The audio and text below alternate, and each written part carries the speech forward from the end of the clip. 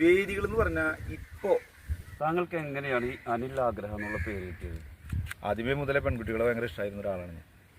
അടുത്ത കാലത്തായി ഇദ്ദേഹം ഒരു പാട്ട് പാടി, ഒരു കല്യാണത്തിൻ്റെ തലേന്നാൾ. മനുഷ്യനായി നമ്മുടെ പുറലോകം കാണുന്നത് ഞങ്ങളിലൂടെ.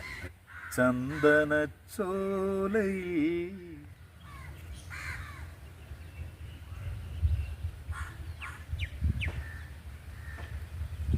പ്രിയമുള്ളവരെ നമസ്കാരം, എല്ലാവർക്കും രേഷ്മ CKS വ്ളോഗിലേക്ക് സ്വാഗതം. ഞങ്ങളിപ്പോൾ ഉള്ളത് തൃക്കൂർ മതിക്കുന്ന ഭഗവതി ക്ഷേത്രത്തിന് മുന്നിലാണ്.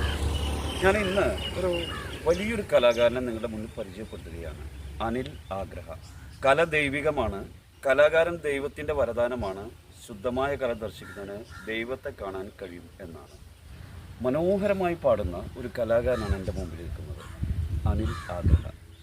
അദ്ദേഹത്തെ നമുക്ക് ഈ ഒരു എപ്പിസോഡിൽ പരിചയപ്പെടാം. 2022 ആമ്പല്ലൂരിൽ നടന്ന പ്രൈം മിനിസ്റ്ററിൻ്റെ ഒരു പ്രോഗ്രാമിൽ അന്ന് അദ്ദേഹത്തിന് 54 വയസ്സുണ്ട്. അമരം എന്ന് പറഞ്ഞൊരു സിനിമയിൽ പാട്ട് പാടി അന്ന് വേദിയിലുള്ളവരെയും സദസ്സിലുള്ളവരെയും കയ്യിലെടുത്തു. അന്ന് ആ പാട്ട് പാടി കഴിഞ്ഞപ്പോൾ പ്രൈം മിനിസ്റ്റർ സുഹൃത്ത് സമിതിയുടെ സംസ്ഥാന സെക്രട്ടറി തെക്കൻ സ്റ്റാർ ബാദുഷാ അദ്ദേഹത്തിന് തിരുവനന്തപുരത്ത് ഒരു അവസരം കൊടുത്തു, പാടാനും അദ്ദേഹത്തിനെ ആദരിക്കാനുമായി ഒരു വേദി.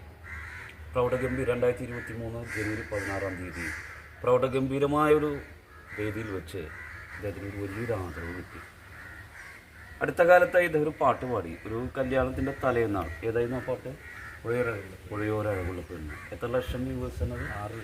6 ലക്ഷത്തിലധികം വ്യൂവേഴ്സ് ആണ്.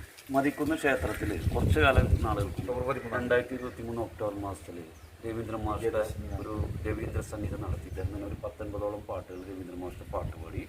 രവീന്ദ്ര മാഷയുടെ ഭാര്യ എന്നോട് വന്നിരുന്നു, അവരാണ് പരിപാടി ഉദ്ഘാടനം ചെയ്തത്.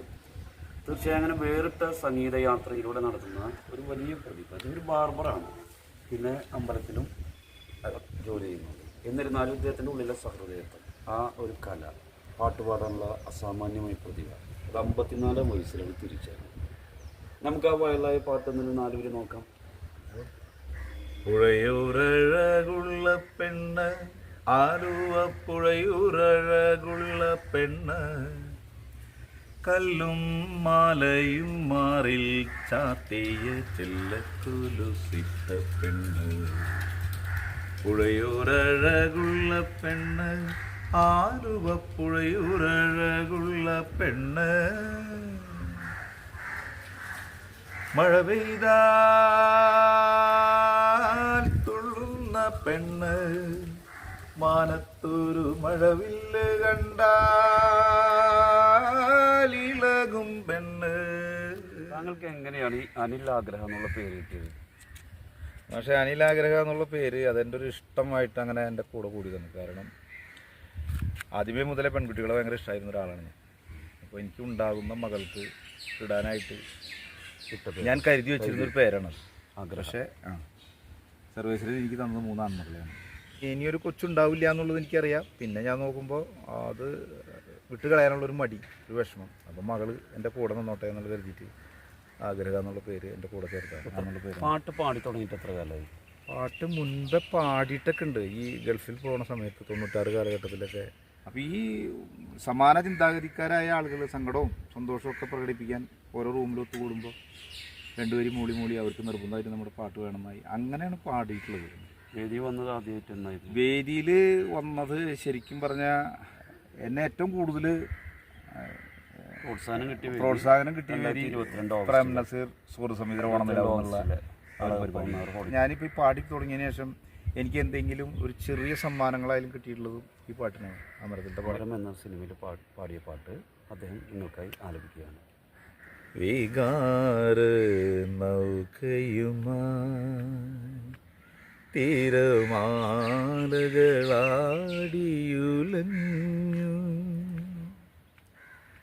കണ്ണീരുപ്പു കലർന്നൊരു മണലിൽ വേളിപ്പുടവ വിരിഞ്ഞു, രാക്കിളി പൊന്മകളെ നിൻ പൂവിളി യാത്രാമൊഴിയാണു. കുടുംബം എനിക്ക് ഭാര്യ, 3 മക്കൾ, 3 ആൺകുട്ടികളാണ്. മൂത്തവൻ ആദർശ്, രണ്ടാമത്തവൻ ആകർഷ്, മൂന്നാമത്തെ ആഘോഷം. ഇപ്പോൾ താങ്കൾ എത്ര വേദിയിൽ ഏകദേശം പാട്ട് പാടി കഴിഞ്ഞിട്ടുണ്ട്? വേദികൾ എന്ന് പറഞ്ഞാൽ ഇപ്പോൾ ഞാൻ ഉണ്ടാക്കിക്കൊണ്ടിരിക്കുന്ന വേദികൾ വേറെ ഒന്നും കൊണ്ടല്ല, എവിടെ പാട്ടുമായി ബന്ധപ്പെട്ട് നമുക്കൊരു അറിയിപ്പ് കിട്ടണോ ഞാൻ അന്വേഷിച്ച് ചെല്ലും. അതിൻ്റെ പ്രധാന കാരണം പാട്ട് പാടാനുള്ള എൻ്റെ ആഗ്രഹം ഒന്നാമത്തത്, പിന്നെ ഞാൻ പാടുന്നത് ആളുകൾ എങ്ങനെ സ്വീകരിക്കുന്നു എന്നുള്ളത് അറിയാനുള്ള ഒരു ആകാംക്ഷ ഉണ്ട് എനിക്ക്. വെറുതെ നമ്മൾ പാടിയിട്ട് കാര്യമില്ല, അതിൽ എന്തെങ്കിലും ഒരു ശരി ഉണ്ടെങ്കിലാണ് എനിക്ക് നിലനിൽക്കാൻ പറ്റും. മത്സരം നടത്തി, സംഗീത മത്സരം നടത്തി, അതിലെനിക്ക് 3ാം സ്ഥാനമാണ് കിട്ടിയത്. അതിനുശേഷം കൊച്ചിൻ ഹീറോസ് എന്ന് പറഞ്ഞിട്ടൊരു ടീം അവിടെ ഇതേപോലെ തന്നെ ഒരു മത്സരം നടത്തി. അതായത് കാറ്റഗറി ഇല്ലാണ്ട് 15 വയസ്സ് മുതൽ അങ്ങോട്ട് മുകളിലേക്കുള്ള എല്ലാവരും വേണ്ടിയിട്ട്. അപ്പോൾ അതിൽ 2ാം സ്ഥാനം കിട്ടി. അതിനുശേഷം ഇപ്പോൾ നന്മ സർഗോത്സവം എന്ന് പറഞ്ഞിട്ട് കേരളത്തിലെ എല്ലാ ജില്ലകളിൽ നിന്നും പങ്കെടുക്കുന്ന ഒരു പരിപാടി ഉണ്ടായിരുന്നു. അപ്പോൾ അതിൽ തൃശ്ശൂർ ജില്ലയിൽ പങ്കെടുത്തപ്പോൾ അതിലെനിക്ക് ഫസ്റ്റ് കിട്ടി. ആ ഫസ്റ്റ് കിട്ടിയത് സംസ്ഥാന തലത്തിലേക്ക് മത്സരിക്കാനുള്ള എൻട്രി ആയിരുന്നു. അങ്ങനെ ഇപ്പോൾ ഈ കഴിഞ്ഞ മാസം സുൽത്താൻ ബത്തേരിയിൽ ആ മത്സരത്തിന് പോയി. അവിടെ ഉണ്ടായിരുന്നു, വയനാട്ടിൽ സെക്കൻഡ് കിട്ടി. അതൊക്കെയാണ് അംഗീകാരങ്ങൾ. എവിടെ ചെന്നാലും ഒരു മൊമെൻ്റ് നമുക്കായിട്ട് കാത്തിരിക്കുന്ന പോലെയാണ് ഇപ്പോഴത്തെ സാഹചര്യം. അങ്ങനെ നമുക്ക് ഭാഗ്യം കിട്ടിയില്ല. ഇനി നമുക്ക് ഒരു മിന്നാമിനിൻ്റെ നുറുങ്ങോട്ടത്തിൽ ജോൺസൺ മാസ്റ്റർ ഈണം നൽകിയ ഒരു പാട്ട് നമുക്ക് കേൾക്കാം. ആയിക്കോട്ടെ, നല്ല പാട്ട്. മെല്ലെ മെല്ലെ മുഖപടം തെല്ലൊതുക്കി അല്ലിയാമ്പൽ പൂവിനെ തൊട്ടുണർത്തി പൊറുക്കുടന്ന നിലാവിൻ്റെ കുളിരു കോരി നെറുകയിൽ അരുമയായി കുടഞ്ഞതാരോ. എന്തെല്ലാം ജോലികൾ ചെയ്യുന്നുണ്ട് നിലവിൽ? ശരിക്കും ഞാൻ എൻ്റെ ജീവിതം ജോലിയായിട്ട് തുടങ്ങുന്നത് ശരിക്കും പറഞ്ഞാൽ ആർട്ടിസ്റ്റായിട്ടാണ്. അന്ന് നമ്മൾ ബോർഡ് ബാനറുകളൊക്കെ എഴുതാൻ ഒരുപാട് അവസരങ്ങളുണ്ടായിരുന്നു, സാധ്യതകളുണ്ടായിരുന്നു. ചെയ്യാത്ത പണികളെന്ന് പറഞ്ഞാൽ എല്ലാ പണികളും ചെയ്യാറുണ്ട്. ഇപ്പോൾ ശരിക്കും പറഞ്ഞാൽ എൻ്റെ കുലത്തൊഴിൽ എന്ന് പറയുന്നത് എൻ്റെ അച്ഛനും എൻ്റെ ബന്ധുക്കളൊക്കെ ചെയ്യുന്ന ജോലി ബാർബർ ജോലിയാണ്. മുടിവെട്ടാണ് ശരിക്കായിട്ടുള്ള കേരളപ്പണിക്ക് വെച്ചിരിക്കുന്നത്. അവിടെ നമ്മളെ പഴനിയിലെ പോലെ വേളാങ്കണ്ണിയിലെ പോലെ കൊച്ചുമക്കളുടെയും വലിയവരുടെയൊക്കെ മുടി വടിക്കുന്നൊരു സമ്പ്രദായമുണ്ട്, മുണ്ടനം. അപ്പോൾ അവിടുത്തെ ഒരു പ്രധാനപ്പെട്ട ജോലിക്കാരനാണ് ഞാൻ. നമുക്കിനി സല്ലാപത്തിലെ പാട്ടൊന്ന് കേട്ടാലോ? എല്ലാവരുടെ പാട്ട് കേൾക്കാം. ചന്ദനച്ചോലയിൽ മുങ്ങി നീരാടിയൻ ഇളമാൻ കിടാവേ ഉറക്കമായൂ വൃശ്ചികരാത്രി തൻ പിച്ചകപ്പന്തലിൽ ശാലീന പൗർണമിയുറങ്ങിയോ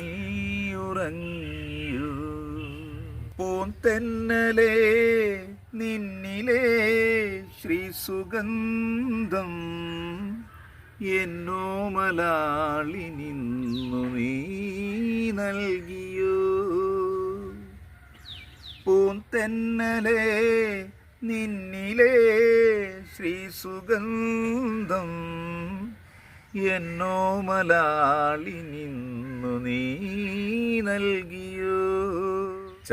ഈ അനുഗ്രഹീത കലാകാരൻ്റെ ഗാനമികവും നിങ്ങളിപ്പോൾ ആസ്വദിച്ചു കഴിഞ്ഞു.